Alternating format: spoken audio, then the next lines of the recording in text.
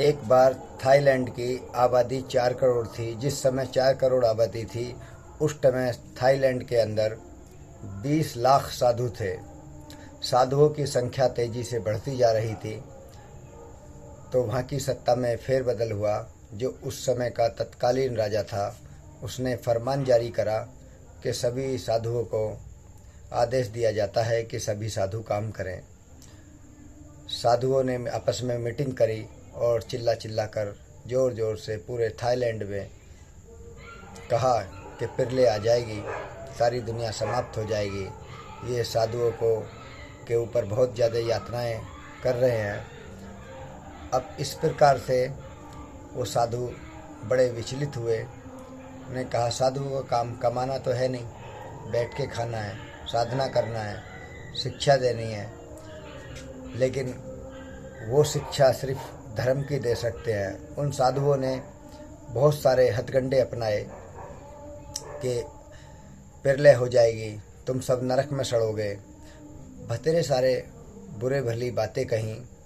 और जब इस तरीके की बातें 20 लाख आदमी एक देश में 4 करोड़ की आबादी में चिल्ला चिल्ला कर कह रहे हों, और जो लोग उनकी पूजा पाठ करते हों, पैर छूते हों, उनके बताए रास्ते पर चलते हों, तो ऐसा हो नहीं सकता कि उनकी बातों को ना माना जाए।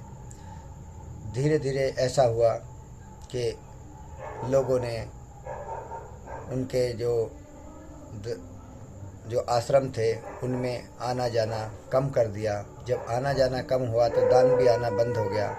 जब दान आना बंद हो गया तो उन्हें फिर मजबूरी में कमाना पड़ा। यही हालत पूरी दुनिया में है। ऐसा ही नहीं है कि थाईलैंड में ही है, पूरी दुनिया में है। भारत में भी ऐसा ही है, अमेरिका में भी ऐसा ही है, पादरी भी ऐसे ही है, मौलाना भी ऐसे ही है। हर आदमी ने डरा धमका कर अपना 2-4 किताब पढ़ के कमाने खाने का धंधा छोड़ के लोगों को बहकाना शुरू करा और अपना पेट भरना शुरू कर दिया। और उन लोगों के जो मेहनत कर रहे हैं उनके तो गाल सूख सूख के चिपक गए, दांत दिख रहे हैं, लेकिन जो काम नहीं करते उनके लिए टमाटर जैसे गोल मोल दांत हो रहे हैं। और वो सबको कमा के खिला रहे हैं। उन्हीं के दम पे सरकार भी चल रही है, उन्हीं के दम पे उनका परिवार भी चल रहा है, उन्हीं के दम पे सेना चल रही है, उन्हीं के दम पे स्कूल चल रहे हैं, उन्हीं के दम पे कंपनियां चल रही हैं। और वो लोग मेहनत कश सूखते जा रहे हैं। और जो थाली बैठ के खा रहे हैं वो गोल मटोल हो रहे हैं और अंडे की तरह सफ़ेद, टमाटर की तरह लाल गाल हो रहे हैं। लेकिन ये ऐसा एक ही थाईलैंड के अंदर नहीं है, ये पूरी दुनिया में यही हाल है। जिसके नौकरी ना मिले या जिसको थोड़ा सा भी कुछ ड्रामा कर दें, वही अपना घर परिवार सब कुछ छोड़ के लग जाता है बाबाओं के पीछे, और वो बाबा बन जाता है। चाहे उसको पूरा ज्ञान हो या ना हो, लेकिन उस एक ही बार में उसने अगर ये कसम खा ली कि मैं साधु बनूंगा, तो वो साधु भेष में ही आ जाएगा। चाहे उसका परिवार भूखा मरे, चाहे उसकी माँ भूखी मरे, चाहे बाप अंधा हो जाए, उसे किसी से कोई लेना देना नहीं है। उसे मतलब है कि अपनी साधना से। उन साधुओं में कुछ साधु तो बहुत पहुँचे हुए और अच्छे बन जाते हैं, कुछ नाम के ही रह जाते हैं। बहुत लोग तो ऐसे भी साधु बन जाते हैं, ना पढ़े ना लिखे, ना किताब का ज्ञान है, ना उनको कोई आयत मंत्र आता है, और कोई पादरी बन जाता है, कोई मौलाना बन जाता है, कोई कुछ बन जाता है। सब कोई ना कोई कहीं ना कहीं अपना स्थान ढूंढ लेते हैं और पब्लिक को बहकाने का धंधा शुरू कर देते हैं। इसी तरीके से सारी दुनिया में ये काम चल रहा है। और कुछ सरकार कोशिश भी करे तो पब्लिक इतनी अंधी है कि सरकार की बातें कम और बाबाओं की ज़्यादा मानेंगी। सरकार ने इतने सारे स्कूल खोले हैं कि लोग बाग पढ़ें, शिक्षा लें, शिक्षा प्राप्त करें, कोई आईएएस बने, कोई इंजीनियर बने, कोई डॉक्टर बने, कोई वैज्ञानिक बने, कोई साइंटिस्ट बने। सबके लिए कोशिश कर रही है। लेकिन जिनका दिमाग उधर चला गया,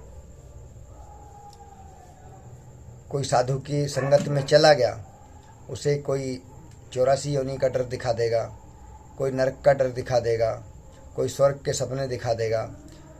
तो उसके दिमाग में वो बातें घर कर जाती हैं और उन बातों को निकालना बहुत मुश्किल हो जाता है।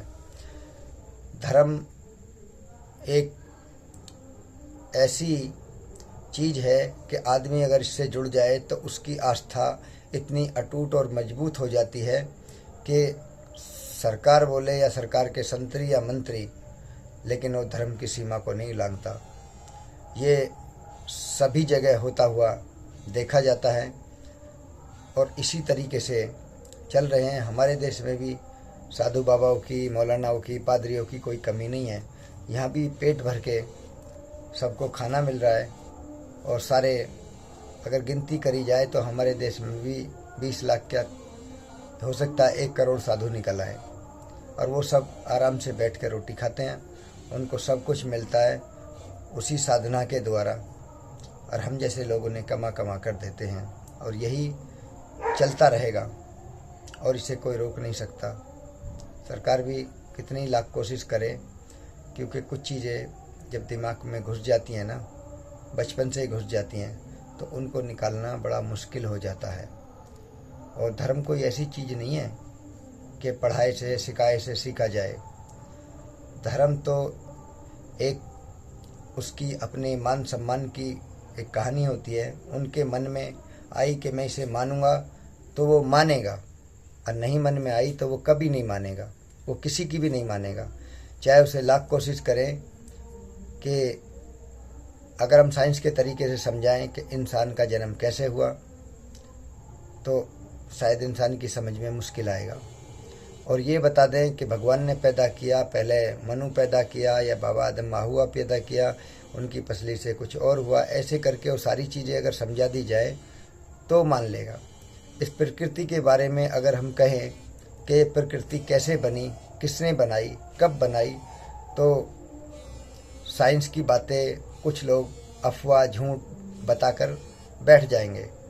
लेकिन अगर किसी मौलाना ने या बाबा जी ने या पादरी ने बता दी कि ये भगवान ने बनाई है, खुदा ने बनाई है और ऐसे बनाई है, तो वो सब विश्वास कर लेते हैं, चाहे उनको कुछ भी पता हो या ना पता हो।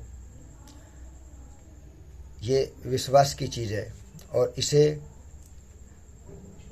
सभी लोग इसमें घुसे हुए हैं, पढ़े लिखे भी और अनपढ़ भी।